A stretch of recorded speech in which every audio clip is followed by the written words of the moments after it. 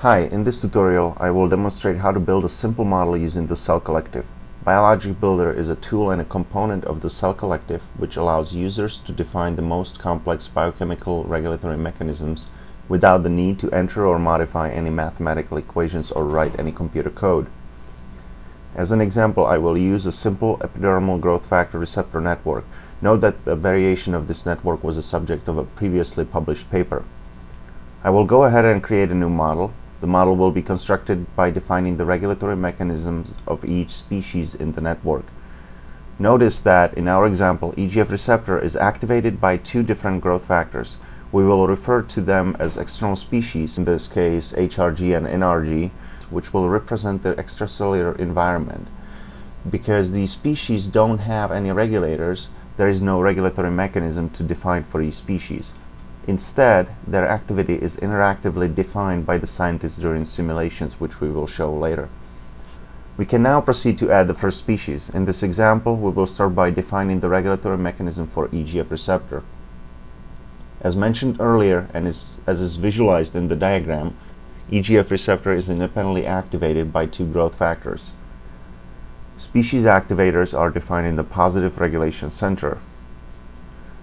All species previously added to the model are listed in the species palette on the left. Because we are currently defining the first species, no other species are available in the palette. We can quickly add new species, in this case HRG and NRG, so that they can be used as regulators of EGF receptor. Once added, they are easily defined as positive regulators by dragging them into the middle box. By default, all regulators added here are considered as independent activators. That is, any of them can activate the given species independently. Notice that the regulatory mechanism is always summarized in plain English at the top of the box so that users can easily review the mechanism. Also notice that each positive regulator has its own center. This is where additional components of more complex regulatory mechanisms such as conditions can be defined. An example of conditions will be demonstrated later in this tutorial also. Now that both activators have been added, we can move through the rest of the regulatory mechanism of EGF receptor. In the next screen, the default activity of the species is defined. That is the species active or inactive in the absence of any positive or negative regulators? In our example, EGF receptor will be inactive when no regulator is present. The final screen of Biologic Builder is the summary page displaying the regulatory mechanism of EGF receptor as defined in the previous screens. This is also where we can save the EGF receptor species. Upon saving the mechanism of EGF receptor, we are returned to the model species page, where we now see not only EGF receptor but also its activators that were added into the model by defining them as regulators of EGF receptor. Notice that HRG and NRG have additional options to either define their biologic, in other words, their regulatory mechanism, or make them external species. As mentioned earlier, these species represent the extracellular environment of the model, so we'll make them external species. Because the regulatory mechanism of EGF receptor has been defined, the green gear wheel icon is available, which can also be used to make any changes to the logic of EGF receptor. Following through the rest of the network, the remaining species can be added in a similar fashion. In the case of RAS, this species is activated by EGF receptor, so under the positive regulation center, EGF receptor is defined as the activator. As can be seen in the diagram, RAF is activated by RAS and AKT. From the diagram, we can see whether RAS and AKT can activate RAF independently or in a cooperative fashion, but we will assume these activators act independently, as was the case with the activators of EGF receptor. Next, we will define the regulatory mechanism of AKT. This is also as simple as adding PI3 kinase to the species palette and making the species a positive regulator.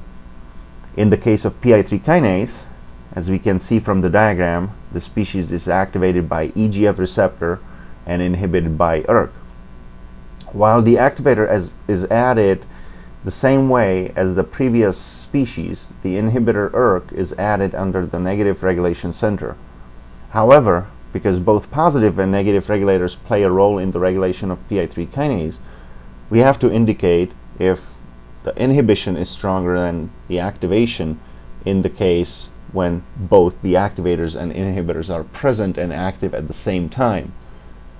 This is done by selecting the activators over which each negative regulator is dominant.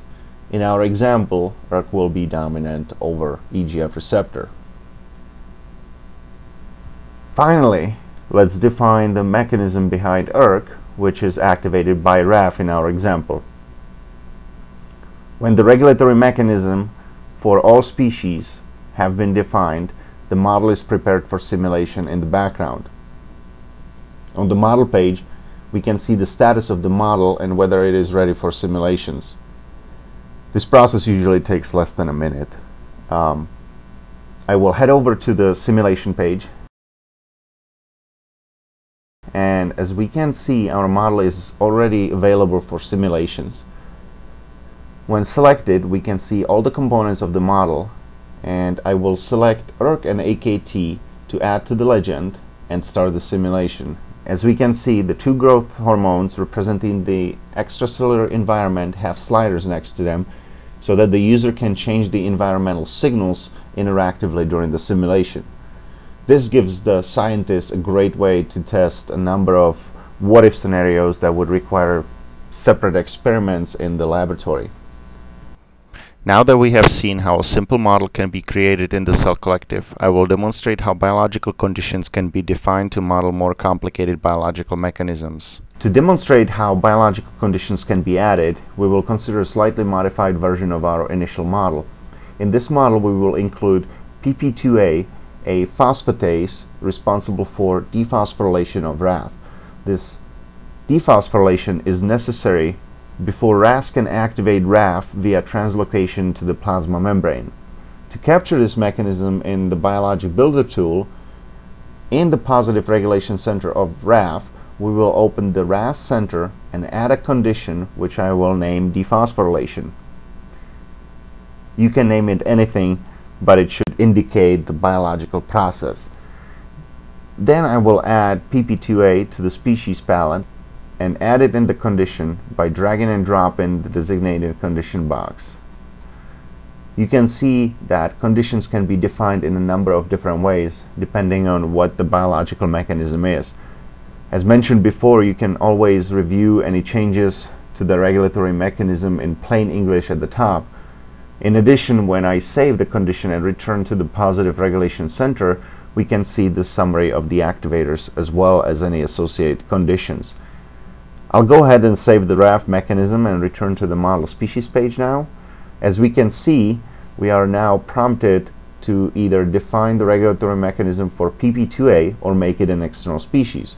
Because our example model doesn't indicate what the regulatory mechanism of PP2A is, I will define it as an external species.